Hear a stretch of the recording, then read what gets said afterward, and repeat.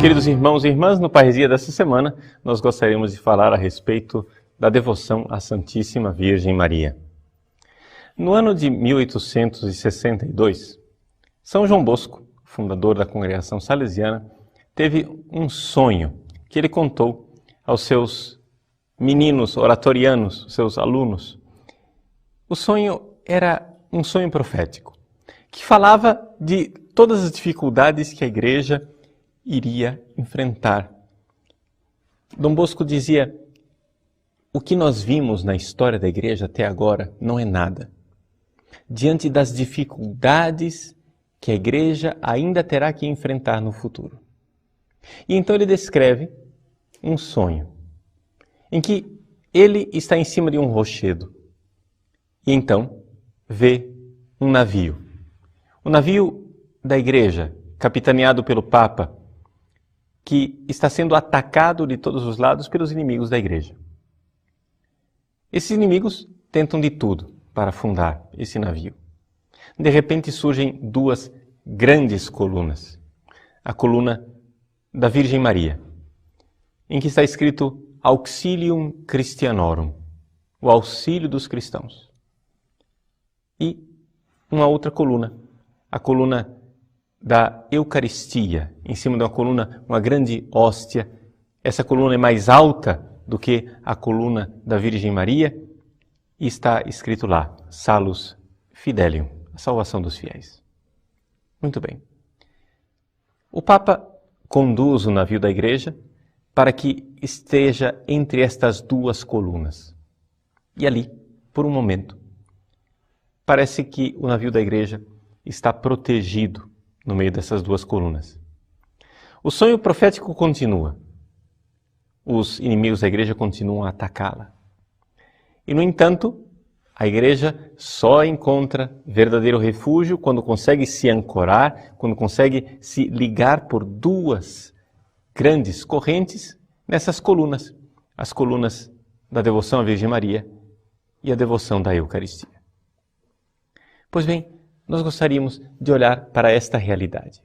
Gostaríamos de nos dar conta de como é importante para que a igreja continue no rumo certo, que ela ouça o apelo do Santo Padre e se ponha perto destas duas colunas.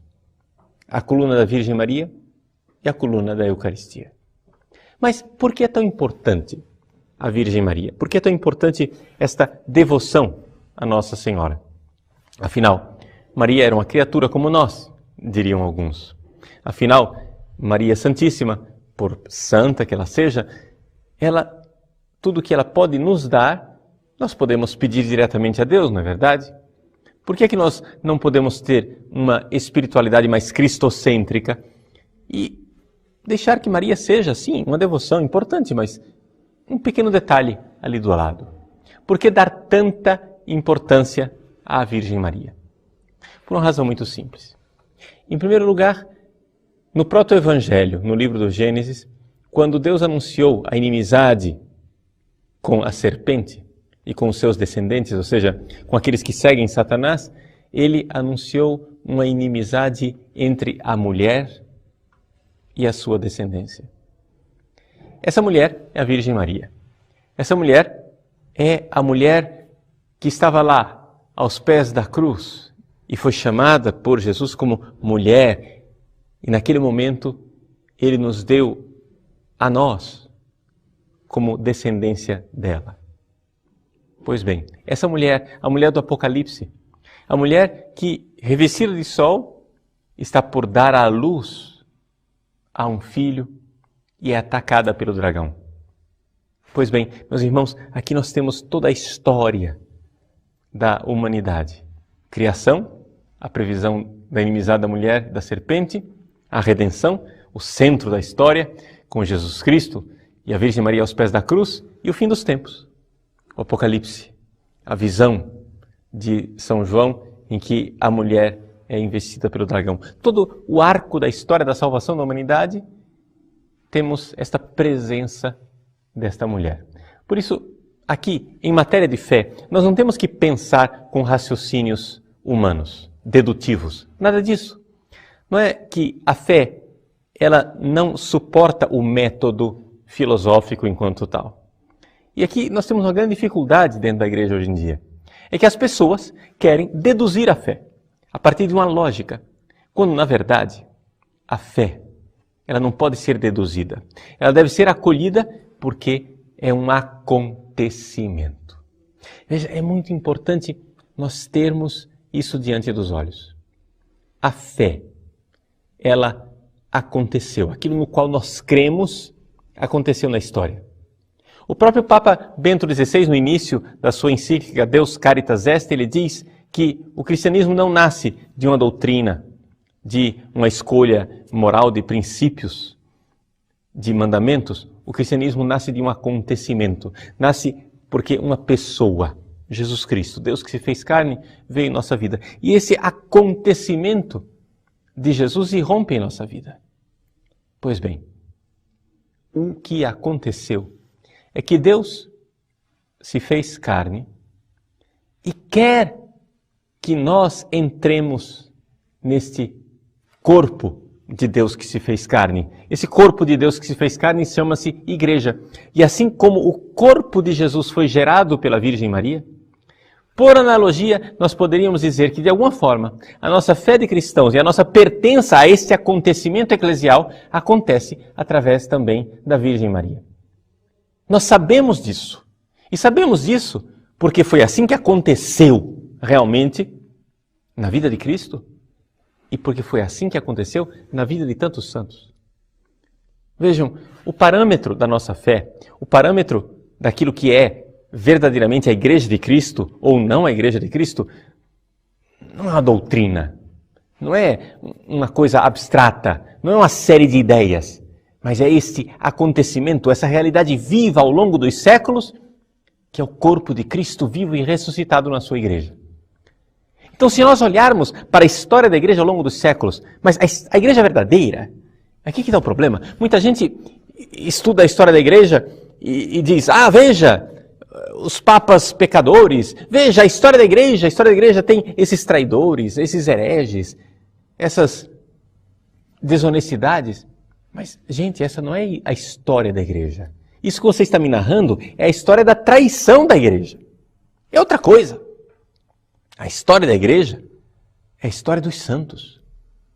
A história da Igreja é a história de Deus presente entre os seus santos, dos milagres acontecidos, da presença da Virgem Maria em todos os santos. Não há um santo sequer, na história da Igreja inteira, que não fosse um grande devoto da Virgem Maria. Não há nenhum santo na história da Igreja. A história da Igreja, aquela história verdadeira, que deve ser narrada com a vida de tantos santos fiéis a Cristo, ela só pode ser narrada como uma história de grande devoção à Virgem Maria, de santos que deixaram o Cristo ser gerado no seu coração através da intercessão materna, do cuidado amoroso da Virgem Santíssima. Meus irmãos, essa é a história. Essa é a realidade. Vamos sair das teorias. Vamos sair dessas teorias alucinadas e revolucionárias com as quais as pessoas querem viver hoje em dia. Não vamos deduzir o cristianismo. Não vamos inventar um caminho novo. Ele já existe. O cristianismo ele já existe. Deus já se fez carne. E Deus tem um corpo na história que é a sua Santa Igreja. Sim, sua Santa Igreja. Mas se você quiser narrar a história desta igreja, você não pode narrar esta história começando a contar a biografia de Judas. Isso seria desonesto. Ninguém conta a história da arquitetura contando a história somente dos prédios que caíram. Se conta a história da arquitetura contando-se daqueles projetos bem-sucedidos que são modelo para outras realizações. Não é assim? Pois bem, se queremos narrar a história do cristianismo, a história da Igreja de Cristo, da Santa Igreja Católica, devemos narrar a história dos santos. E na história dos santos, nós vemos acontecer aquele mesmo fundamental evento, o evento Cristo. Deus se faz carne, e se faz carne gerado no ventre da Virgem Maria. É por isso que nós podemos e devemos chamar a Virgem Santíssima de Mãe da Igreja. Sim, é verdade. Paradoxalmente, estranhamente, ela é membro da Igreja. Mas, ao mesmo tempo, ela é também Mãe da Igreja. Ela é membro do corpo de Cristo. Mas, paradoxalmente, estranhamente, o corpo de Cristo foi gerado no ventre dela. Então, nós temos que aceitar esse paradoxo, que ele se nos foi apresentado por Deus. É assim que, então, nós temos que a fé, o fiel cristão, aquele que vive na verdade de sua fé, que pode dizer, vivo, mas não eu, é Cristo que vive em mim, precisa ser gerado. E só será gerado se ele se deixar gerar no ventre da Virgem Santíssima. Meus queridos, aqui está a importância da devoção à Virgem Maria. E é por isso que nesse sonho de Dom Bosco, nós temos uma coluna firme e forte. Vejam, algumas pessoas sentem escrúpulos de ter devoção à Virgem Maria. E dizem assim, não, eu acho que eu sou mais fiel a Cristo se eu deixar de lado a devoção à Virgem Maria e se me mantiver numa centralidade de fé cristológica. Porém, nos ajuda aqui na reflexão o cardeal Newman, o bem-aventurado cardeal Newman que foi beatificado pelo Santo Padre, o Papa Bento XVI. O cardeal Newman, na Europa do século XIX, ele olhou para aquela Europa que estava se secularizando a passos largos e naquele momento histórico, privilegiado em que ele vivia, ele notou uma coisa interessante.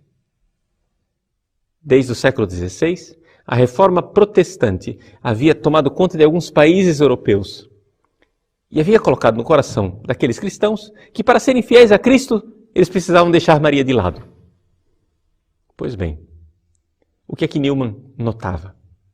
Que na Inglaterra, naquelas partes da Alemanha, da Dinamarca, da Suécia, da Holanda, onde a devoção a Maria tinha sido varrida, tinha sido exterminada completamente, naquelas partes era exatamente ali que o secularismo era mais fundo e que o cristianismo estava sendo abandonado.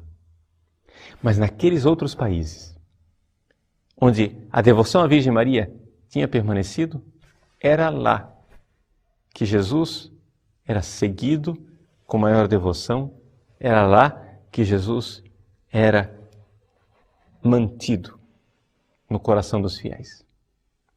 É assim que o protestante Newman notou que a devoção à Virgem Maria absolutamente não atrapalhava a adoração devida ao seu Filho, Jesus Cristo. Muito pelo contrário.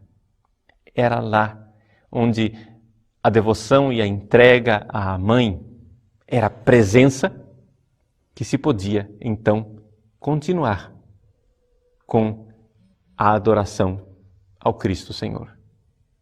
Vejam, meus irmãos, que aqui, nós que somos igreja, nós que somos o corpo de Cristo, precisamos nos deixar modelar pelo exemplo de tantos santos e santas que vieram antes de nós, porque eles sabem o caminho para deixar com que Cristo seja gerado em nosso coração. A devoção à Virgem Maria faz parte desse caminho. Ela, nós chamamos de Nossa Senhora. Os protestantes sentem calafrios quando ouvem este título. Por quê? Porque Senhor é somente Jesus. No entanto, nas páginas do Evangelho, nós encontramos que nosso Senhor obedecia a Nossa Senhora. Humildade de Deus, grandeza de Deus que se faz tão pequenino e se faz família. Em Nazaré. Em Nazaré, Jesus era obediente. É isso que diz o evangelista São Lucas. Era-lhes obediente. E então, lá na pequena casa de Nazaré, Jesus foi crescendo em sabedoria, idade e graça diante de Deus e dos homens, naquela obediência à Virgem.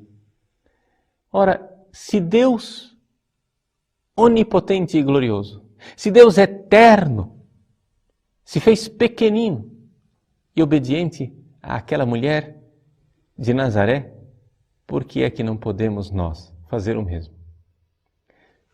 Trata-se da imitação de Cristo. Trata-se de trilhar o mesmo caminho que Ele trilhou. Por isso, no início da nossa fé, por isso, no início do nosso caminho de fé, precisamos da Virgem Santíssima que gere em nós e confirme em nós esta fé. Meus irmãos, não tenhamos medo. Não tenhamos medo de nos atar a esta coluna firme da devoção à Virgem Maria. E digo mais ainda, não tenhamos medo do rosário, do terço rezado com devoção. Quando o terço foi revelado a São Domingos de Gusmão, foi revelado como uma arma na luta contra as heresias. São Domingos de Gusmão estava passando por grandes penitências, dores e um momento de profunda inquietação espiritual por causa dos hereges, dos albigenses que estavam tomando conta da França, rezando, pregando, fazendo o possível para a conversão desses hereges. Ele se encontrava diante de um beco sem saída. Foi aí que Nosso Senhor revelou a ele a arma do rosário, a arma do saltério mariano, ou seja, as 150 Ave-Marias, assim como havia 150 salmos. Esse caminho em que nós meditamos os mistérios da vida de Jesus, acalentados pelas Ave-Marias. Pois bem, com a devoção do Santo Rosário, nós certamente podemos fazer aquilo que São Domingos fez na Idade Média. Enfrentar aqueles que querem destruir a Igreja. O Rosário foi dado por visão a São Domingos de Gusmão com esta finalidade. Nos últimos tempos, as aparições da Virgem Maria repetem de forma insistente, sobretudo a aparição de Fátima, Nossa Senhora do Rosário de Fátima. Insiste muito na récita do Santo Rosário, que nós tenhamos esta devoção, porque através desta oração humilde e simples, sim, através dessa oração que pode parecer uma oração pouco intelectual, não é verdade? Ou seja, que não é para os sábios, não é para os grandes, essa oração tão popular, tão pobre e humilde, através dela nós poderemos enfrentar as maiores dificuldades, as dificuldades de assalto à Igreja, feito por grandes intelectuais, grandes homens poderosos. Os potentes deste mundo irão naufragar diante do Rosário. E é por isso que nós podemos chamá-la de Auxilium Christianorum, como diz o São Luís Dom Bosco. Ela é a auxiliadora dos cristãos. Na burrasca, na tempestade, diante daquelas ondas encapeladas que parecem ajudar o inimigo, que parece ajudar com aquele vento contrário, as naus, as várias naves, os vários navios e pequenos barcos que atacam a Igreja, diante de todas estas hostes inimigas, o Rosário, a Virgem Maria, se nos apresenta como auxiliadora, aquela que vence, e vence verdadeiramente porque foi previsto desde o início. Porém, inimizade entre ti e a mulher, entre a sua descendência e a tua descendência. E ela, a mulher e a descendência, ou seja, Maria e Jesus, te esmagará a cabeça. Meus irmãos, está previsto que a vitória será de Deus, A vitória de Deus virá através da mulher e da sua descendência. Não tenhamos medo da devoção a Maria, não tenhamos medo de colocá-la como nossa auxiliadora e nossa mãe. Ela auxiliou Jesus, Deus feito homem. Quem somos nós para recusar este auxílio que é graça para todos nós? Que bom termos uma mãe tão bondosa que cuida de nós. Continue devoto da Virgem Maria, continue sendo um filho da Santa Igreja Católica e por isso filho da Virgem Santíssima. Deus te abençoe, em nome do Pai, e do Filho, e do Espírito Santo. Amém.